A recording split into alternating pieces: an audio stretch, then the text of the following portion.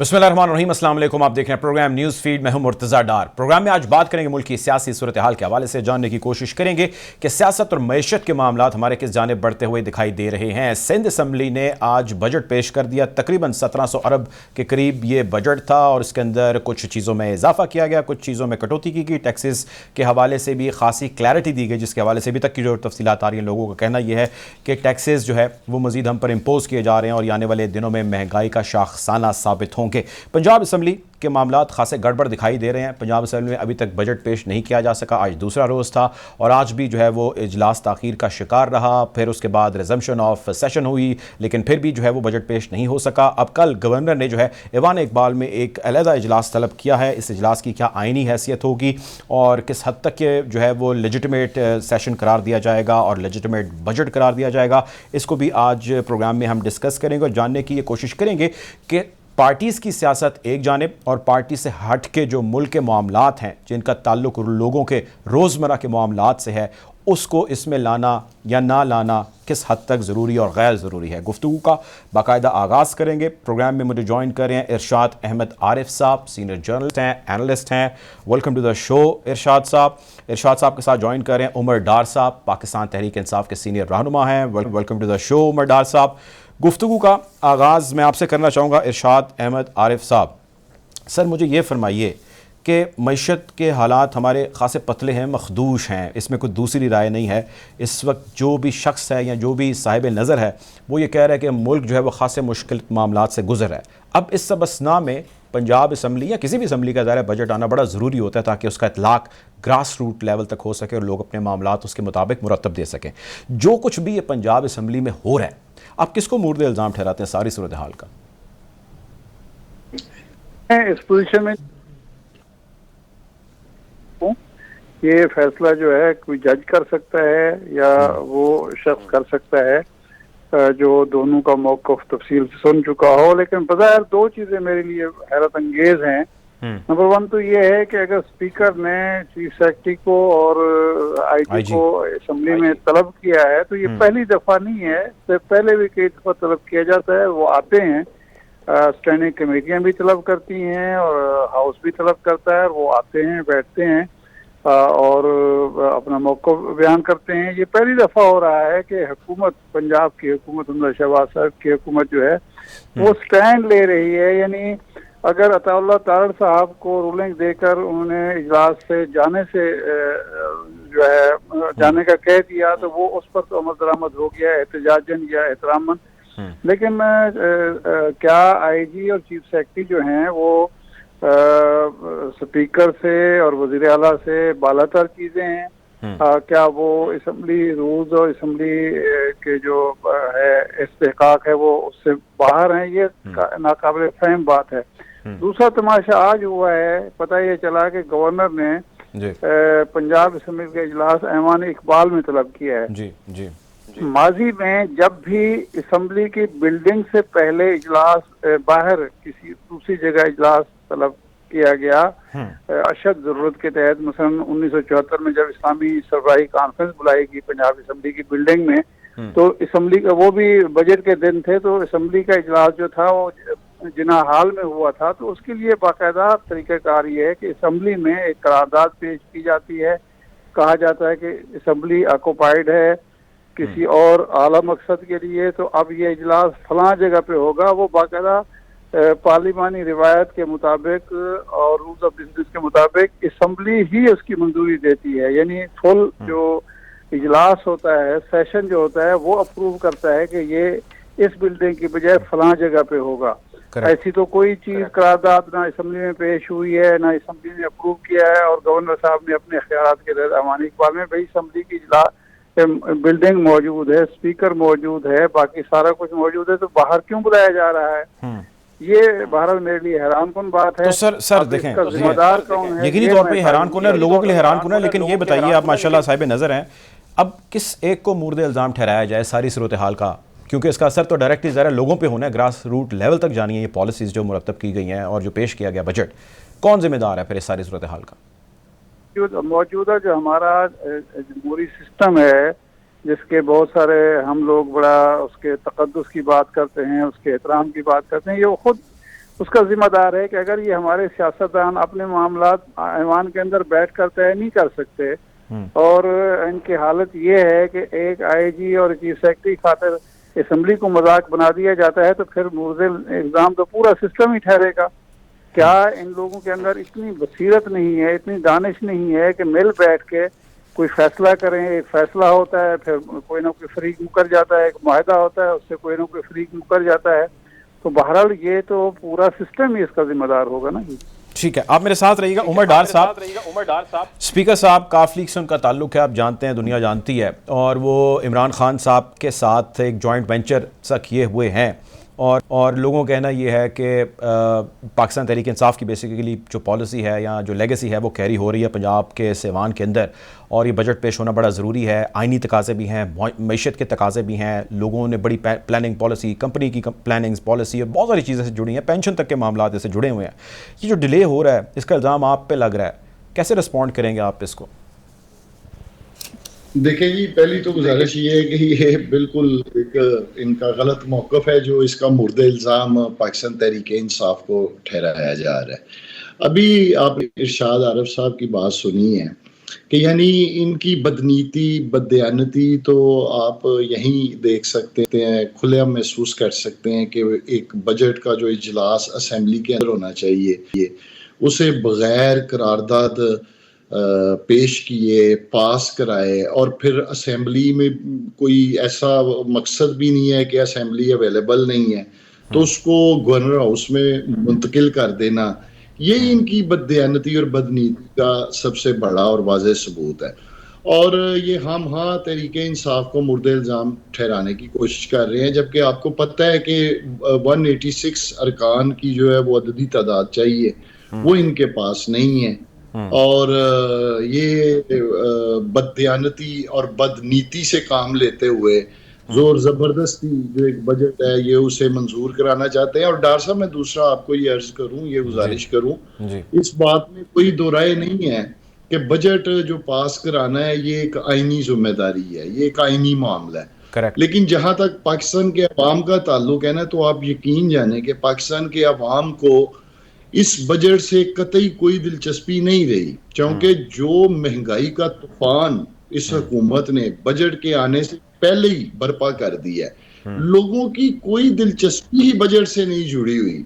अब देखिए ना किस तरह पेट्रोल महंगा हुआ है, गैस महंगी हुई है, बिजली महंगी हुई है, पाम ऑयल, घी महंगा हुआ है। कौन सी ऐसी चीज है अब जो सर बजट लोग में ये लोगों का जो मसला है वो तो है, लेकिन हुकूमत ये कहती है कि ये आप लोगों की बिछाई मुआशी जो है बारूदी सुरंग जो है वो थे, जो आप बिछा के गए थे बारूदी सुरंगें, जिसकी वजह से जिसका शाखसाना अभी हम भुगत रहे हैं, यानी किया धरा आपका है और ये खुमियाजा ये लोग भुगत रहे हैं, तो वो तो आप पे इल्ज़ाम लगाते हैं। देखिए डार साहब, पहली तो गुजारिश ये है कि आप इनको ये पूछें कि इनका बाजू चक्की में आया हुआ था जो इनको हुकूमत लेने की पड़ी हुई थी, और वो भी एक रजीम चेंज के जरिए अमेरिका की गुलामी मंजूर करने के बाद।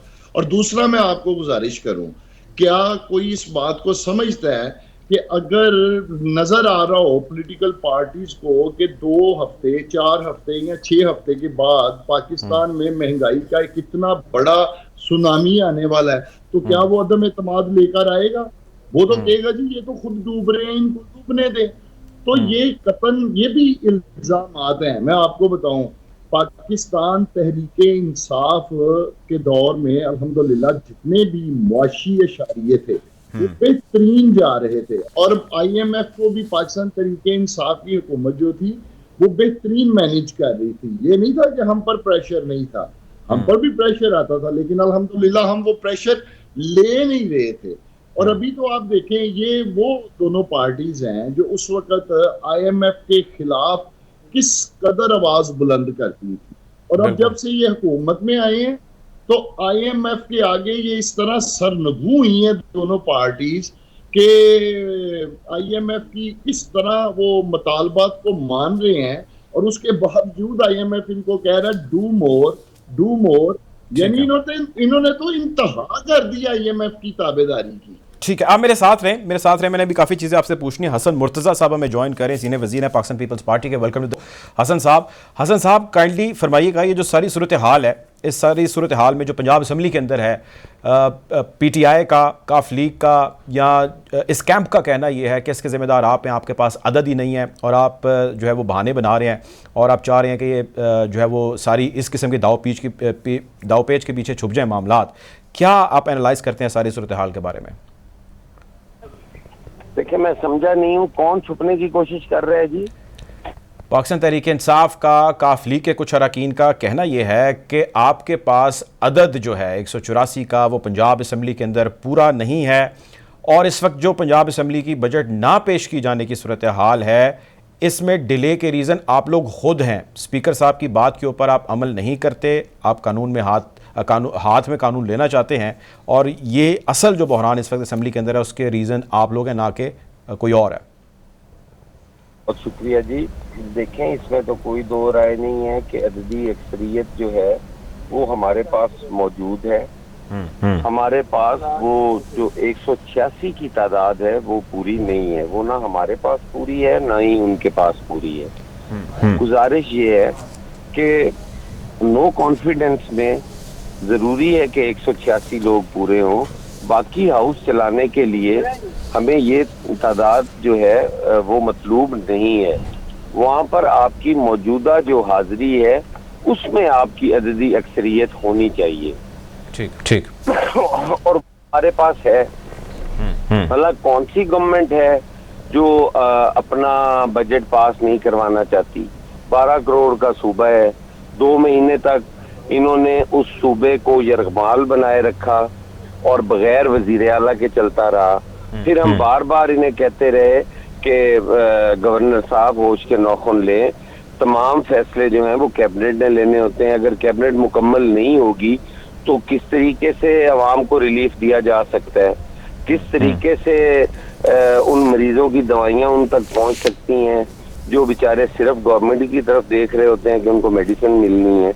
तो ये सारी चीज़ें जो हैं ये ऑपोजिशन ने एक प्लानिंग के तहत, क्योंकि उनकी ये सोच है कि अगर हम नहीं तो फिर कुछ भी नहीं, और इस पॉलिसी पे वो चल रहे हैं।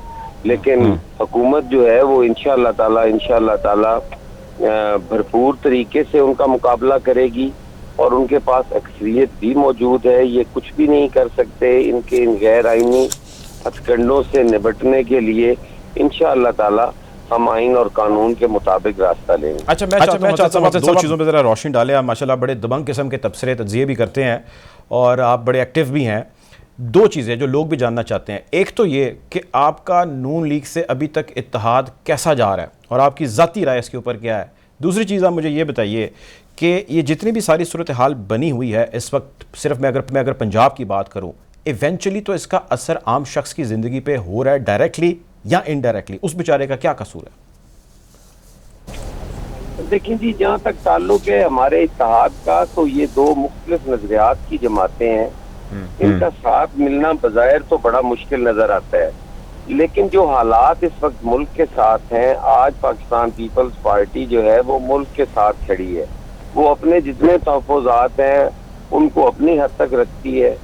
आज जितने इख्तलाफात हैं उन्हें बलाए ताक रख कर मुल्क को आगे लेके चलने के लिए ज़रूरी है कि PMLN को उसका साथ दिया जाए और इस मुल्क को आगे लेके चला जाए। जैसे आप सवाल कि अवाम को उसका क्या फायदा है या क्या नुकसान है, तो अवाम के फायदे के लिए, अवाम के रिलीफ के लिए ही उनके साथ हम मिल के बैठे हैं कि जो पिछले 4 सालों में, पौने 4 सालों में नाकाबिले तलाफी नुकसान पहुंचा है, उस नुकसान का अजाला हो जाए और किसी तरीके से एक सेकंड या रुक जाइए। जो आप रिलीफ की बात करने लगे ना, जब आप यहाँ आपके इत्तेहाद के कोई भी लोग आके बात करते हैं ना रिलीफ की, तो लोग सबसे पहली बात करते हैं कि यार पहले जो ये थी हुकूमत उसने हमें मुश्किलात में रखा माशी, अब ये लोग आए इन्होंने कहा कि जी हम आपके माशी हालात बदलेंगे, लेकिन तो उससे भी ज़्यादा वर्ष हो गए हालात। तो कौन से रिलीफ की बात करें, ज़रा तशरीह करें उसकी।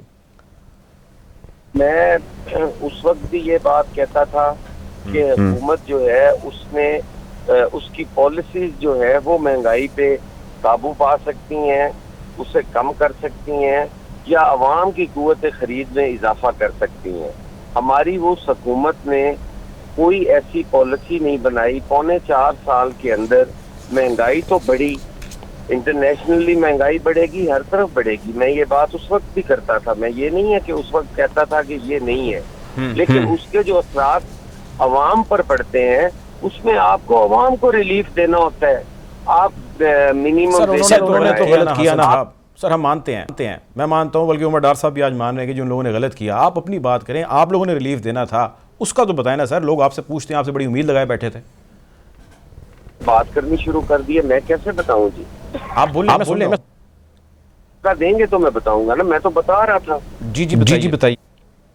अगर आपने कोई और बात करनी है तो कर ले, मैं उसके बाद कर लूंगा। मैं कोई और बात नहीं कर रहा, मैं आपसे जानना चाह रहा हूं जिस आपने कहा था वो पुरानी हुकूमत को आप फिर मुर्दे इल्जाम ठहरा रहे। मेरा सवाल ये था कि आपने रिलीफ देना था, उस रिलीफ के बारे में बताइए, ना कि पुरानी हुकूमत ने। मैं मानता हूं वो गलत कर रहे हैं, आप बताइए अपने बारे में। मैंने जब बात करनी है तो मैंने पुरानी भी करनी है और मैंने नई भी करनी है। चलें आप पुरानी कर ली आपने सर, सुन ली हमने। आप अपनी बात बताइएगा कि आप कैसे रिलीफ दे पाएंगे। आप फिर इंटरप्ट करेंगे, मैं फिर शुरू से शुरू करूंगा, आपके टाइम, प्रोग्राम का टाइम जाया होगा। आप बोलिए, मैं सुन रहा हूँ, बोलिए आप। नहीं पड़ता, कुछ चीजें होती हैं जो आप ना चाहते हुए भी सुननी पड़ती हैं, वो सुन ले, थोड़ी सी, कोई हर्ज नहीं है। जी। मैंने जो पिछली हुकूमत का बताया है वो मैं ना बताता तो मेरी अगली बात का कोई फायदा नहीं था। ठीक है, आप बताइए।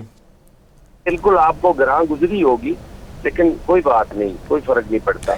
गुजारिश लोगों की जो कुव्वत खरीद है उसमें इजाफा करना चाहिए हुकूमत को। लोगों की मिनिमम वेजेस बढ़ाएं, लोगों के पेंशन बढ़ाएं, लोगों के जो सैलरीज जो पे डिपेंड करते हैं उनकी सैलरीज में इजाफा करें। आप अगर काश्तकार है तो उसको उसकी अजनास के रेट्स मिल रहे हो, आप उसकी जो जरूरत की चीजें इनपुट्स हैं उनमें आप कोई बेहतरी की या उनमें कोई कमी की कोशिश कर रहे हो। अब ये सारी चीजें जो है ये हुकूमत की जिम्मेदारी है। महंगाई तो इंटरनेशनली बढ़नी है, तो वो इस हुकूमत ने आते ही वो किया है। आप देख लें, आटे पे सब्सिडी दी है इस हुकूमत ने, चीनी जो है उसको बेहतर किया है इस हुकूमत ने, फर्टिलाइजर जो है उसके रेट कंट्रोल करने की कोशिश की है और उसमें काफी हद तक कामयाब हुए हैं। उसकी जखीरा अंदोजी और ब्लैक मार्केटिंग को रोका है। इसी तरीके से पेंशन में इजाफा करने जा रहे हैं। अब यही बजट जो है हमारा, उसमें देखें तो पेंशन में इजाफा हो रहा है, तनख्वाहों में इजाफा हो रहा है। तो ये चीजें ही होती हैं हुकूमत के पास जो आवाम को उस महंगाई के बदले रिलीफ दे सकते हैं। और जहाँ तक ताल्लुक इस महंगाई का है तो ये IMF के साथ वो मुआहदे हैं। मैंने 4 महीने 5 महीने पहले on the floor of the house कहा था कि आपने ये मुआहदे किए हैं और आपका वजीर खजाना ये बात कह रहा है कि हम 4 महीने के अंदर अंदर 200 रुपए तक पेट्रोल का फी लीटर करेंगे। ये आपका मुआहदा IMF। मेरी घर सुने, मुझे मौका दें, मुझे मेरी अर्ज सुने।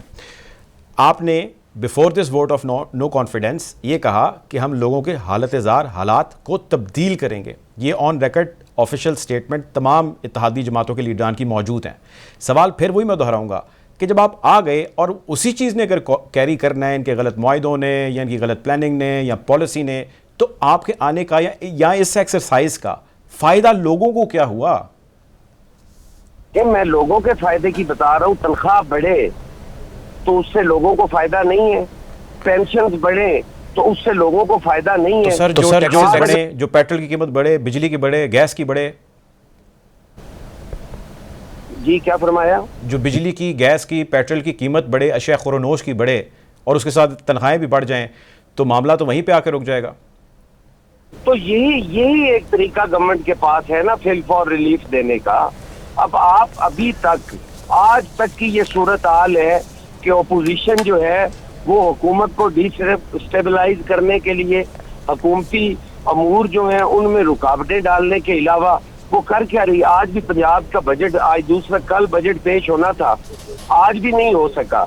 तो ये सारी चीजें जहाँ पे हो रही हो वहाँ पे अवाम को रिलीफ में वाकई रुकावट जरूर है। देखें, आप सर दबंग बातें करते हैं इसलिए आपसे बात करना बड़ा अच्छा लगता है।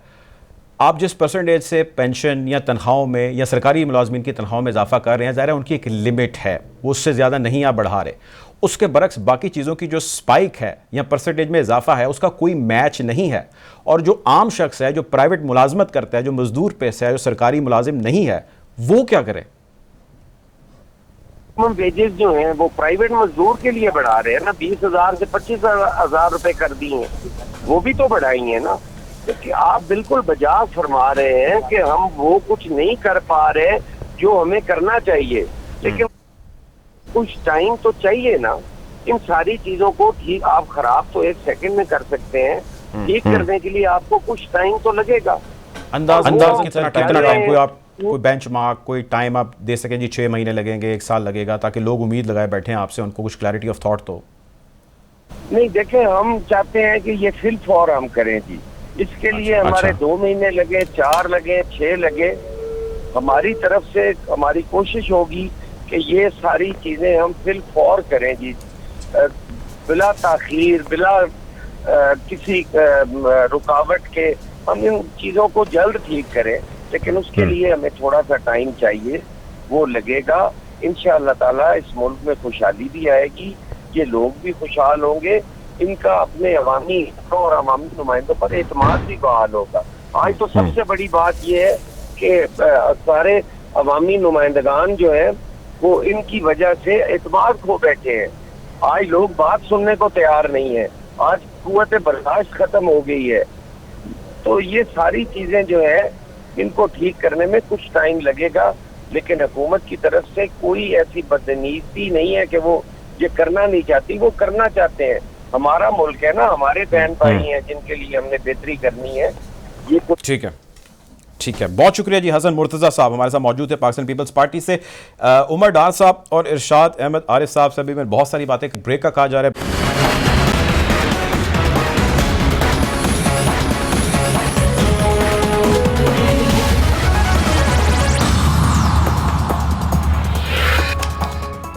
Welcome back after the break. Programme में हम बात करें मुल्क की सियासी और मईशत की सूरत हाल के हवाले से। हमारे साथ मौजूद हैं उमर डार साहब। डार साहब, जिस तरह आपने गुफ्तगू सुनी ब्रेक पे जाने से पहले, हसन मुर्तज़ा साहब पीपल्स पार्टी के रहनुमा, सीनियर वज़ीर हैं, बता रहे थे कि जो उनके वसाइल में और जो मसाइल हैं उनमें जो बेहतर हो सकता है वो कर रहे हैं। तनख्वाहों के अंदर इजाफा हो रहा है, पेंशन के अंदर इजाफा हो रहा है, डेली वेजेस जो हैं उसके हवाले से वो बड़े फोकस्ड हैं।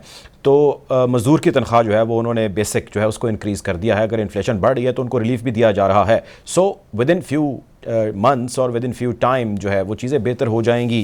कैसे रिस्पॉन्ड करेंगे आप इस सारी कॉन्वर्सेशन के हवाले से? मैं मुर्तज़ा आपको गुजारिश करूं, कोई मकूल जवाब नहीं है इनके पास। पहली तो बात ये है, और दूसरा ये है कि इनसे कुछ नहीं होने वाला, कुछ भी नहीं होने वाला इनसे, और ना ये करने के लिए तैयार है। इनके आने के मकासद ही कुछ और हैं। जिन कामों में इन्हें रिलीफ चाहिए थी प्रायोरिटी पे, वो इन लोगों ने आके ली है। नैब के मामलात में, FIA के मामलात में, अपने केसेस के मामलात में, ये इनकी तरजीह थी, ये इनका मकसद था इक़्तिदार में आने का। और ये किस रिलीफ की बात कर रहे हैं? 24% तक महंगाई आज के दिन तक हो चुकी है, और जो कहा जा रहा है वो ये कहा जा रहा है कि महंगाई जो है वो 25 से 30% तक होने जा रही है। मैं समझता हूँ कि मौजूदा हुक्मरानों की नालायक पॉलिसियां जो हैं पूरे मुल्क और कौम को एक बंद गली की तरफ लेकर जा रही हैं। और यकीन जानिए मुर्तज़ा, कौम में इस वक्त इंतहाई दर्जे की जो मायूसी है उसका खूब आलम है, मायूसी का। लोग डिप्रेशन का शिकार, दिन महंगाई के जो ये बम चला रहे हैं। और देखिए ना, एक नेचुरल बात है कि अगर एक घर का खर्चा जो है वो 50,000 रुपया महाना है, तो एकदम अगर उस घर का खर्चा जो है वो 1 लाख रुपए महीने पे चला जाए, तो क्या करेंगे? वो शख्स को सिफर पे आ गया ना, जो पहले ही स्ट्रगल करके, जद्दोजहद करके, दिन रात भाग दौड़ करके 50,000 की आमदन जो है वो ला रहे घर में बमुश्किल। तो अब एकदम उसको 1 लाख का टास्क मिल जाए, वो बेचारा तो फिर 0 पे पहुंच गया। तो ये हालात हुए हैं। मैं मुर्तज़ा आपको गुजारिश करूं, सिर्फ एक ही हल है, और ये वही है जो हर शो में बात हो रही है, हर चौक में हो रही है, हर चौराहे में हो रही है, हर गली में हो रही है, हर नुक्कड़ में हो रही है, हर घर में हो रही है। ठीक है कि पाकिस्तान का एक ही हल है, साफ शफाफ फौरी इंतखाबात कराए जाएं, और ये फैसला अवाम पे छोड़ा जाए कि पाकिस्तान वो किसका इंतखाब करें। अच्छा डार साहब, एक चीज फरमाएं, एक और चीज फरमाएं कि अब आप साफ शफाफ इलेक्शन चाहते हैं और बहुत जल्द चाहते हैं, और ये मुतालबा आपका और कप्तान साहब का है, लेकिन आपकी हुकूमत ज़ाहिर है वो बकौल आपके वो एक रजीम है जो चेंज किया गया, बकौल आपके कप्तान के रजीम चेंज किया गया। आज भी अब से थोड़ी देर पहले DGI एसपीआर साहब एक निजी टॉक शो के अंदर टेलीविज़न के ऊपर जो है मौजूद थे, और उन्होंने कैटेगोरिकली DGI एसपीआर ने इस चीज़ को डिनाई किया कि किसी भी किस्म की कोई भी साजिश की इंफॉर्मेशन, कोई इतला, कोई एविडेंस नहीं मिला। यानी कि जो आपका नैरेटिव था वो था कि रजीम चेंज की गई अमेरिका के कहने पे। आपके मुल्क के फ़ौज के तर्जुमान कह रहे हैं कि मीटिंग जिसमें chairman joint chief of staff committee, तीनों मुसल्लह अफवाज के सरबराह और आम शख्सियात मौजूद थी, उसके अंदर मैं पहले भी कह चुका और अब भी दोहरा रहा हूँ। So there is a great contradiction. आप इस बारे में क्या कहेंगे? आप चाइना को पढ़ें, आप रशियंस को पढ़ें। अभी हाल ही में जो रशिया के जो एम्बेसडर, तो उन्होंने ऐसा तो नहीं कहा कि रजीम चेंज जो है वो अमेरिका ने कराया? अमेरिका की जो दफाई तजिया नगार है उसका अपना बयान आ चुका है कि इमरान खान की हुकूमत को अमेरिका ने पाकिस्तान में क्यों बदला है। तो मैं समझता हूँ आज भी इस तरह की आगे सफाइयां देना, ये अब कौम मानने वाली नहीं है, कौम जान चुकी है। अच्छा चले मान लिया जी, आप जो कह रहे हैं, अब मैं इसी बात को आगे कंटिन्यू करूं, यही चीज़ या यही नैरेटिव या यही कि जी हमारी हुकूमत बदली गई है, खान साहब ने बुलंद किया, उन्होंने जलसे किए, लॉन्ग मार्च किए, और अब मुझे ये बताएं कि जो आखिरी लॉन्ग मार्च हुआ है उसके बाद डेडलाइन पे डेडलाइन आने लगी, जी मैं अगला अनाउंस करूंगा, वो किधर गया है? ठंडे मट्ठे होकर आप लोग बैठ गए हैं और आप लोगों ने अवाम को जो है वो नहीं मेरी अर्ज सुने ना सर, मेरी अर्ज सुने। लोग ये कहते हैं सोशल मीडिया पे, अखबारात में भी बहुत ज़्यादा आ रहा है, सड़कों पर लोग ये बात करते हैं कि जी PTI ने, खान साहब ने जो शोर डाला था, अब वो किधर गए हैं, क्या हो रहा है, क्या चल रहा है, कुछ बताएं लोगों को। देखिए, मैं आपके चैनल के तवस लोगों को बताना चाह रहा हूं कि पाकिस्तानियों जब ये खुद डूब रहे हैं, ये जो इनकी नालायक पॉलिसियां जो हैं इनको अज खुद जो है वो दफन कर रही हैं, तो हमें फिलहाल कम से कम ऐसी जरूरत नहीं है कि हम फौरी तौर पर आगे बढ़कर कोई इनको धक्का दें। सर उसमें नुकसान डॉक्टर साहब तो मुल्क का हो रहा है ना, मुल्क का आवाम का नुकसान हो रहा है ना, दफन हो रहे हैं।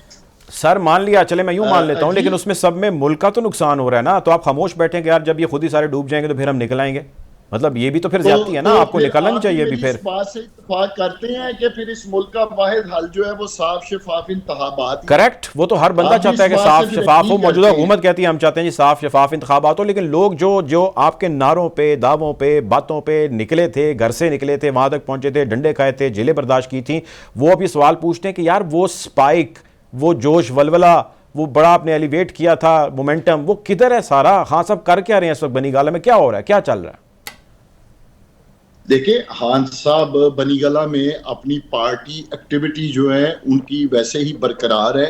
आए रोज वो अपने पार्टी के जो अकाबरीन है और वर्कर्स हैं उनके साथ राब्ते में हैं। सर जी ठंडे मट्ठे हो गए हो, गल दसो बिजली गल दसो, ठंडे मट्ठे तुसी क्यों हो गए हो? PTI क्या कर रही है ये बताएं। हमने सुप्रीम कोर्ट में अपील की हुई है कि हमें इस्लामाबाद में जो हमारा एक कानूनी हक बनता है कि हमें एहतजाज की इजाजत दी जाए। दुनिया के कौन से मुल्क में सर, दुनिया के कौन से मुल्क में डार साहब सुप्रीम कोर्ट से पूछ के, अदालत से पूछ के इनकलाब लाया जाता है? पहले ये बताएं। सर जी, मैं आपकी इस बात से इत्तेफाक करता हूं, लेकिन आपको ये भी याद रखना चाहिए कि जो लास्ट हमारी 25 की कॉल थी, सुप्रीम कोर्ट का ही एक फैसला आ गया था कि डी चौक में किसी किस्म का कोई एहतजाज या जलसा नहीं किया जाएगा। और फिर उसके साथ साथ जो एक हुकूमती सफ़ों से एक इंतहाई खतरनाक किस्म की साजिश जिसको तैयार किया गया हुआ था कि डी चौक में उस दिन जो मैसिव किस्म का जो हालात बनाए जाने थे, इन सब को देखते हुए तहरीक इंसाफ के चेयरमैन इमरान खान साहब ने यह फैसला किया कि वो वहां नहीं बैठेंगे, और उन्होंने अपने उस एहतजाज की कॉल को पोस्टपोन किया। और मैं समझता हूँ कि इमरान खान साहब ने जो किया वो बिल्कुल 100% उन्होंने दुरुस्त किया। और इंशाअल्लाह ताला जहां तक बात है एहतजाज की, वो पाकिस्तान तहरीक इंसाफ निकलेगी, ये हमारा आईनी और जमहूरी हक है, और हमें इस हक से कोई भी दस्तबरदार नहीं कर सकता। अभी जो है वो ब्रेक चल रही है, इंटरवल चल रहा है। अभी ब्रेक चल रही है। अभी मैं लोग ये जानना चाह रहे हैं कि अभी जो टाइम चल रहा है ये ब्रेक या इंटरवल का टाइम है, पीटीआई थोड़ा रेस्ट कर रही है, दोबारा चार्ज होंगे और वापस आएंगे मैदान में? नहीं, बिल्कुल बिल्कुल पाकिस्तानियों, ना कोई ब्रेक चल रही है। अच्छा। ना कोई इंटरवल चल रहा है। मैंने आपको गुजारिश की है कि ये जो कि अज खुद ही अपनी नालायक पॉलिसियों की वजह से खुद दफन हो रहे हैं, खुद डूब रहे हैं, और इंशाअल्लाह ताला वो कहते हैं ना कि ताबूत में आखिरी कील, वो इंशाअल्लाह ताला इमरान खान साहब भी आके आखिरी कील ठोंकेंगे। ठीक है, बहुत शुक्रिया जी। प्रोग्राम का वक्त खत्म हो जाता है। उमर डार साहब पाकिस्तान तहरीक इंसाफ से हमें ज्वाइन हुए थे। बहुत शुक्रिया डार साहब आपके वक्त का। आपको इंशाल्लाह यूं ही आगाह रखेंगे मुल्क की सियासी मुआशी हालात से, तबसरे तजियत से, और अपने मुख्तलिफ जो है वो गेस्ट आपके साथ जो है वो आएंगे और अपने कॉमेंट्स यूं ही जारी रखेंगे सिलसिला। बहरहाल अब तक के लिए इतना ही। अपना ख्याल रखें, दुआ में याद रखें। अल्लाह हाफिज़।